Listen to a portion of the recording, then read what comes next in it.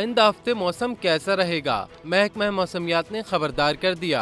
महकमा मौसमियात ने आइंदा हफ्ते मौसम के हवाले से बड़ी पेशगोई कर दी है। मौसम का हाल बताने वाले इदारे के मुताबिक इस्लामाबाद समेत मुल्क के अक्सर इलाकों में मौसम खुश्क रहेगा। ताहम कश्मीर में मतला जुज़वी अबरालूद रहने के अलावा चंद मुकामात पर बारिश हो सकती है। कराची में इस वक्त मौसम गर्म और खुश्क है, जबकि दिन के औकात में दर्जा हरारत 30 डिग्री सेंटीग्रेड तक महसूस किया गया। ताहम शहर कायद में गर्मी की शिद्दत 32 डिग्री सेंटीग्रेड तक महसूस की गई। महकमा मौसमियात ने खबरदार किया कि गर्मी की लहर आइंदा 3 रोज तक जारी रहने का इम्कान है, जबकि कराची में ज्यादा से ज्यादा दर्जा हरारत 37 से 39 डिग्री सेंटीग्रेड तक पहुंच सकता है।